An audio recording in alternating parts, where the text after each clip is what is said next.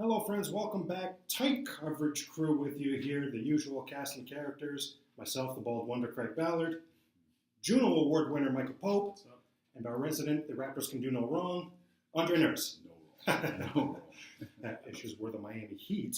So let's start with you, Andre, because we know they've drawn the Washington Wizards. I know you're not necessarily overly concerned with the Washington Wizards, but wouldn't we have to acknowledge right out of the gate that this, at least on paper, this roster, not your typical 8 seed?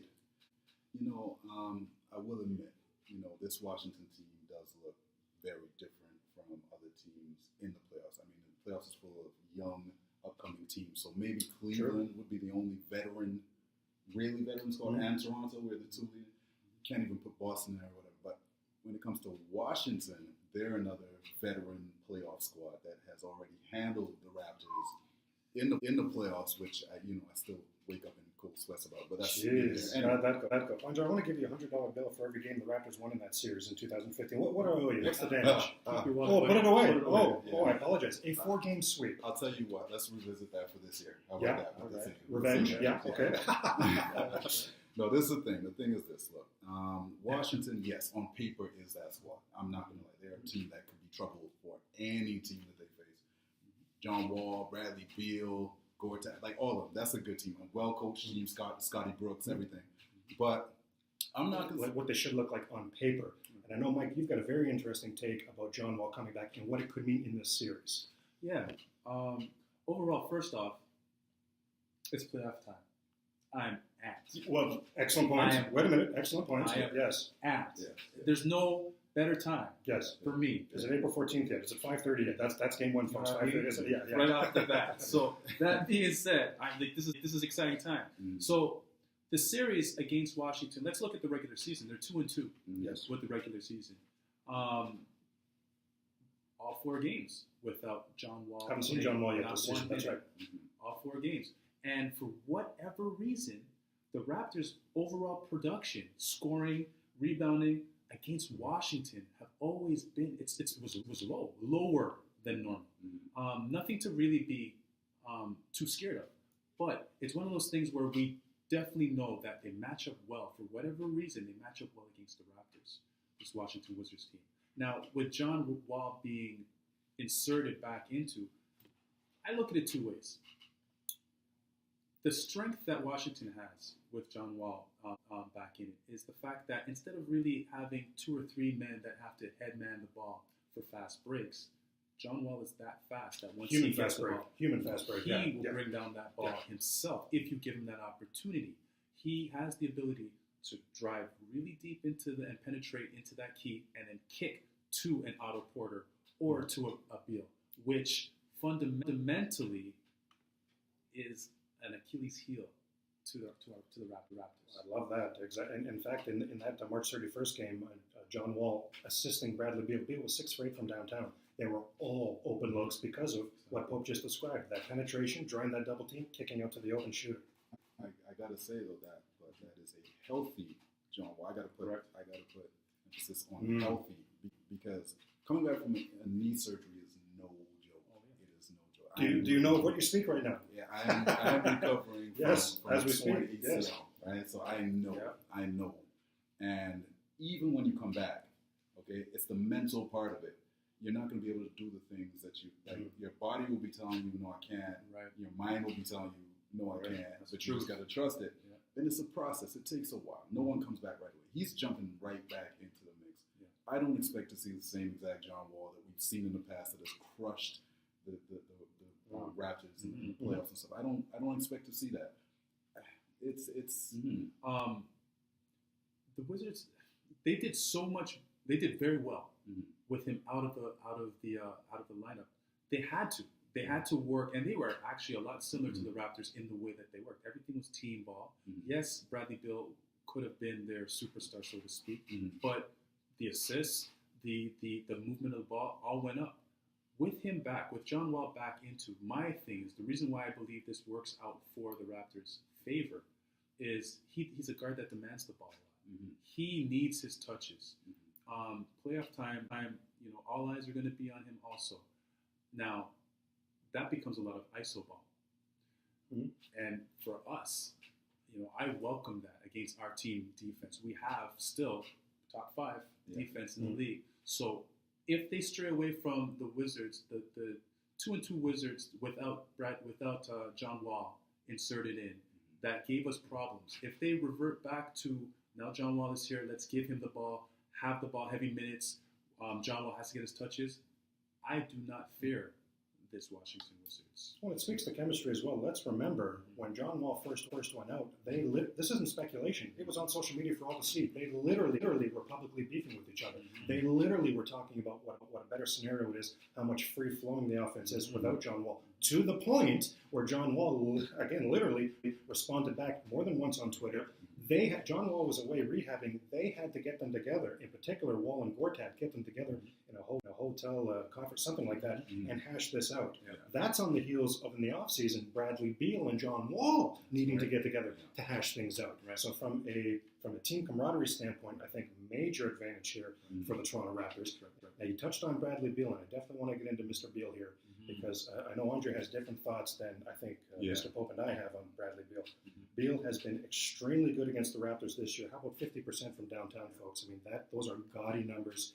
In one of the wins against Toronto, in both wins where the Wiz beat Toronto, he pretty much single-handedly beat them. 38 in one game. The second game, a game at Washington, you may remember. I think if I'm remembering this correctly, and I think I am, literally 2 points going into the fourth quarter. That's right. 25 points later in the fourth quarter, he led that charge, he led that comeback. With Dwane Casey and the crew threw several different defenders at him, nothing mattered, did not matter.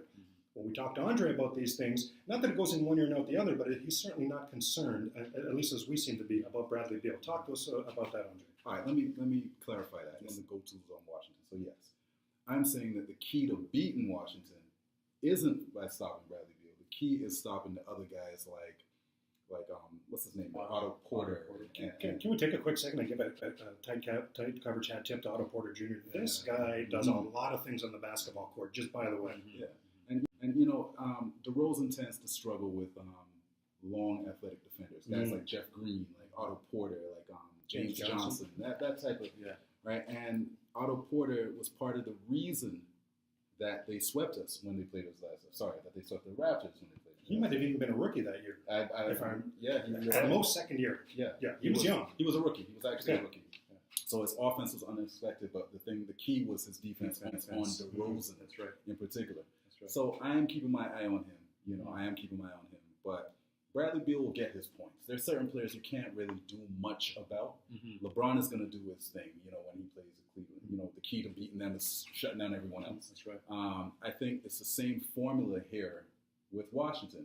I don't think that John Wall is going to be as effective as he could be, where he could hurt us to a point where we would be worried, like, okay, it's Washington. Right. Bradley Beal will get his points. He'll give you about 25 for the series, maybe 30.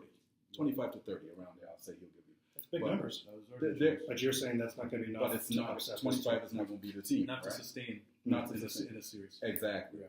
You see what I'm saying? So I'm worried about the bench. Those are the guys who shut down. The Gortats, those that keep him off the boards. You know what I mean? Like, those are the guys. So Bradley Beal is not the key to beating the Washington, but it gets you to it. One thing I think that I have particular emphasis on in this series is the perimeter, the three-point line. I'm going to read out some stats here. If you've just eaten, please just fast forward and come back to this later because it is vomit-inducing. Your Toronto Raptors against the Washington Wizards this year from downtown, 37 for 125. That is 27%. Folks, I don't need to tell you that's atrocious. It gets worse. I have it at 29. Well, our math a little bit. Even if it is 29, let me give it to Pope's 29. Atrocious.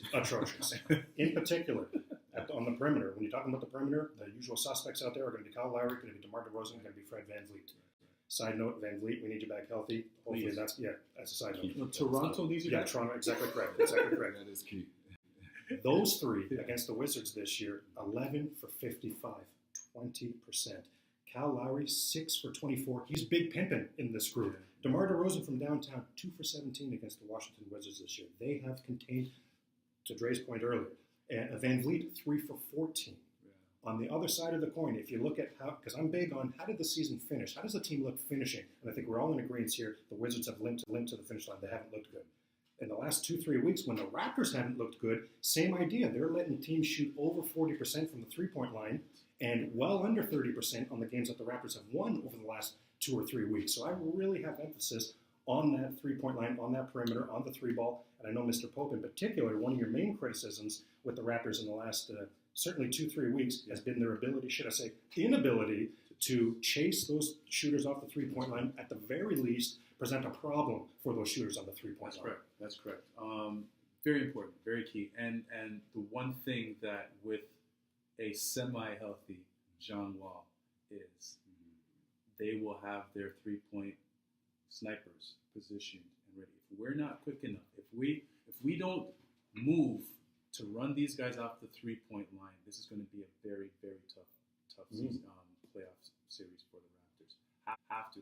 And even with that being, since we're talking about shooting, those numbers are atrocious. I agree with you. Let's talk about free throws. Free throws Another percentage. problem you've had with the Raptors lately. 68% against Washington. 68%. We can't Not be gonna leaving. cut it. The Raptors cannot leave points at the line. One of our issues, and that may be strong, but with Dwane Casey is his ability, or again, need I say, inability for the game-to-game adjustments. Right. And the in-game adjustments, if you're looking from a more micro standpoint. The Toronto Raptors this season 30-5 when they hold a team to 100 points or less. That includes 2-0 against the Wizards, and that includes 13 straight. That's right. There's not a lot of stats you see that really paint a story, that really lay things. I feel like this really lays things out, and it shouldn't be surprising for us because we know how does Dwane Casey want to win games on defense. Right. What sort of adjustments? What are you looking for? Dwane Casey and his staff right now, Mike Pope, they are in their coaching room right now devising a playoff strategy for the Washington Wizards. What are you looking for? Well, again, the snipers that Washington have, we have to run them off the three-point line, number one. We need to do that. Can we contain a John Wall? Yeah, we can. I don't believe we need to overplay him, over D him per se. I think we need to fall back. You know what I mean? Slow that ball down. Fall back. Well, I love it. Let's have his jump shot. That's right. Let's force the jump shot to beat us. If Washington beats us in the series and John Wall goes off from the jump shot, we may just need to tip our hats. To be honest with you. And I'm willing to wager that it won't. I'm willing to say, to your point, Trey, off of that injury, off of the time that this is happening, that his shot will not be as on point as it should be, or as it has been in the past. So I believe that we need to pack in terms of that, just stopping the transition flow and cutting off his fast break. Aside from that, like I said, take care of the small things. We need those defensive rebounds. Have to. It's been a struggle at some points this year. And it has. But you know what? To that point, maybe what we need to do, to answer your question, is maybe we need to insert a little bit of zone. Maybe we need to try a little bit of zone. That's interesting. Maybe we need to, so we can control. Maybe, I'm just saying spots. It doesn't have to be anything that dictates the game per se, but change up the flow of the defense. Give them a different look. If we need to. If we don't. I was just about to I'm not saying force I'm not saying force change. If we need to. Have that in our back pocket. Yeah, you know what I mean? We saw that, was it the Celtics game a couple weeks ago? They had that in their back pocket, and the Raptors looked like they'd never seen a zone. It was extremely effective. I love those points. Andre, that's on the defensive end. On the offensive end, the only thing I'll take away from that 2015 series is the fact that if you take your mind's eye back to that, the Wizards were absolutely the aggressor in that series. I don't think there's any doubt about that. The discrepancy in foul shots, usually, 9 times out of 10, a home team, especially in the playoffs, has quite an advantage in foul shots. The 2 games in Toronto were even, and when the scene shifted back to Washington, Washington was doubling the Raptors for foul shots. So Andre Nurse, that being said, who are you looking for to lead the way as far as being the aggressor in this series? I'd say it comes down to our bench. That's going to be the aggressor. I'm not even shout out hashtag bench mob. Yeah, the bench mob for sure. Because Washington, Scotty Brooks has said that he's going to shrink his bench. Like almost every team does it, and Scotty Brooks said he's going to shrink it. So now Casey is not shrinking his bench. He's made that clear perfectly. Yes. So in the playoffs now, can those 6-7 guys that you have run with all 10 of our bench? It's like the most athletic bench in the league for 7 games. If it goes that goes. Our bench guys are not. That's what they're known for. Their aggression. They're naturally aggressive, right? So off the bat, I look for them to set the tone. And if our starting unit actually does the same thing with the aggression, Lowry and DeRozan Nolan, if they do it, especially OG Anunoby, I promise you, yes, I promise you, listen close. a first time Yep. Toronto Raptor Yep. sweep. Oh my goodness.